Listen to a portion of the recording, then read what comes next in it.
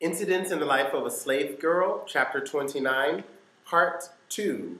Our heroine is plotting her escape, and she is holed up in between two panels in her grandmother's roof.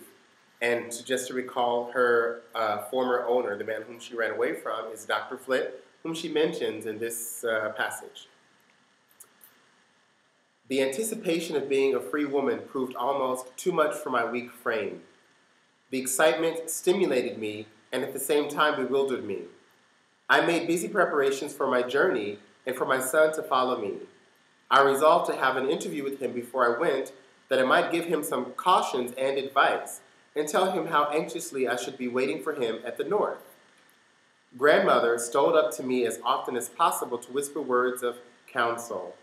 She insisted upon my writing to Dr. Flint as soon as I arrived in the Free States and asking him to sell me to her. She said she would sacrifice her house and all that she had in the world for the sake of having me safe with my children in any part of the world. If she could only live to know that, she could die in peace. I promised the dear old faithful friend that I would write to her as soon as I arrived and put the letter in a safe way to reach her. But in my own mind, I resolved that not another cent of her hard earnings should be spent to pay rapacious slaveholders for what they called their property. And even if I had not been unwilling to buy what I had already a right to possess, common humanity would have prevented me from accepting the generous offer at the expense of turning my aged relative out of house and home when she was trembling on the brink of the grave. I was to escape in a vessel, but I forbear to mention any further particulars.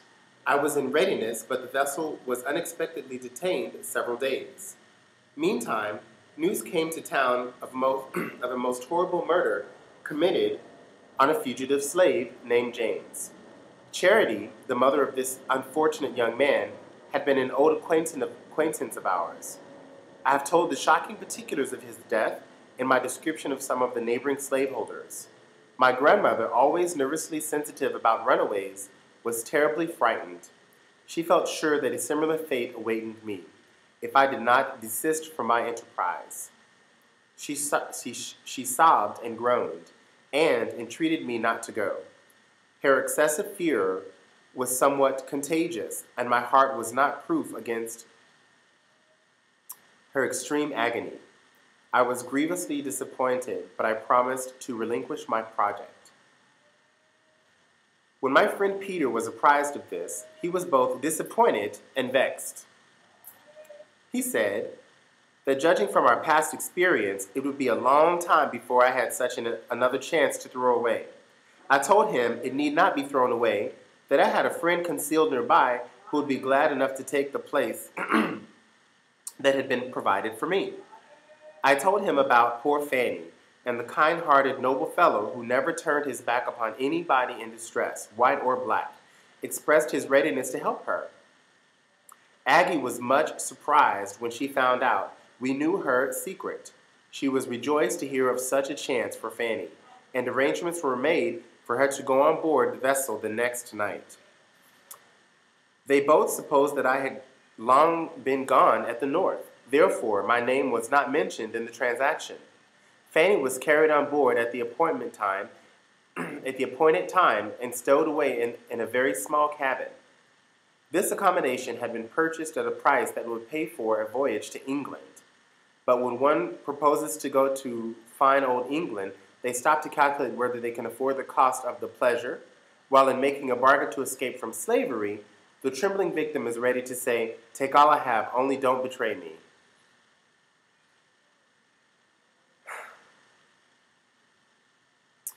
The next morning, I peeped through my loophole and saw that it was dark and cloudy. At night, I received the news that the wind was ahead and the vessel had not sailed. I was exceedingly anxious about Fanny, and Peter too, who was running a tremendous risk at my instigation. Next day, the wind and weather remained the same. Poor Fanny had been half dead with fright when they carried her on board, and I could readily imagine how she must be suffering now. Grandmother came often to my den to say how thankful she was I did not go. On the third morning, she on the third morning, she raved for me not to come down to the storeroom. On the third morning, she raped for me to come down to the storeroom. The poor old sufferer was breaking down under her weight of trouble. She was easily flurried now. I found her in a nervous, excited state, but I was not aware that she had forgotten to lock the door behind her as usual. She was exceedingly worried about the detention of the vessel. She was afraid all would be discovered, and then Fanny and Peter and I would all be tortured to death, and Philip would be utterly ruined, and her house would be torn down. Poor Peter! If he should die such a horrible death as the poor slave James had lately done, and all for his kindness in trying to help me, how dreadful it would be for all of us. Alas, the thought was familiar to me, and had sent many a sharp pain through my heart. I tried to suppress my own anxiety and speak soothingly to her. She brought in some allusion to Aunt Nancy, the dear daughter she had recently buried, and then she lost all control of herself. As she stood there, trembling and sobbing, a voice from the piazza called out, "Where's you, Auntie Marthy?" Grandmother was startled, and in her agitation opened the door without thinking of me. In stepped Jenny, the mischievous housemaid who had tried to enter my room when I was concealed in the house of my white benefactress. "I've been hunting everywhere for you, Auntie Marthy," she said. "My missus wants you to send her some crackers." Send her some crackers.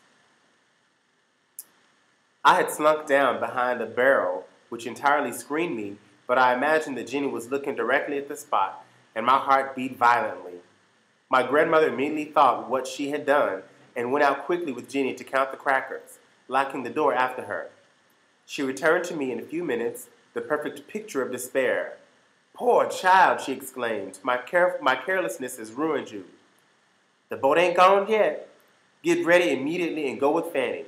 I ain't got another word to say against it now, for there's no telling what may happen this day."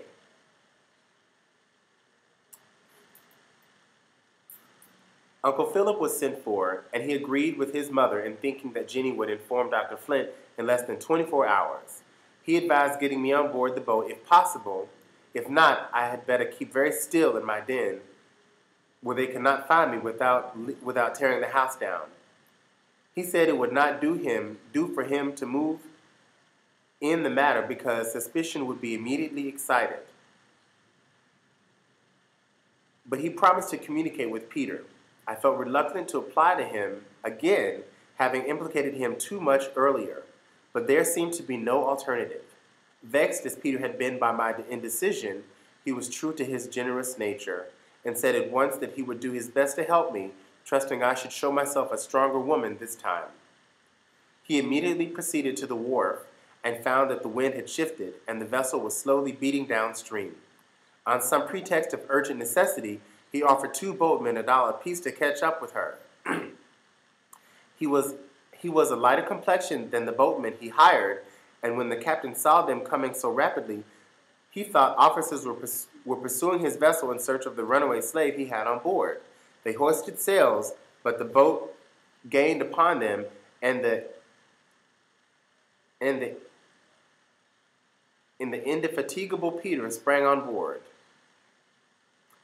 The captain at once recognized him. Peter asked him to go below to speak about a bad bill he had given him. When he told his errand, the captain replied, "Why, the woman's here already, and I put her where you or the devil would have a tough job to find her." "But it is another woman I want to bring," said Peter. "She is in great distress too, and you shall be paid anything with reason if you'll stop and take her." "What's her name?" inquired the captain. "Linda," he replied. "That's the name of the woman already here," rejoined the captain. "By George, I believe you mean to betray me."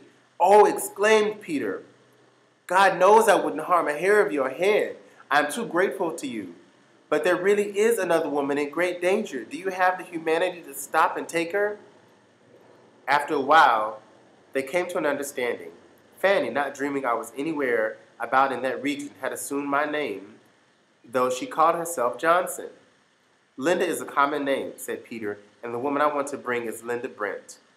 and Linda Brent is the pseudonym.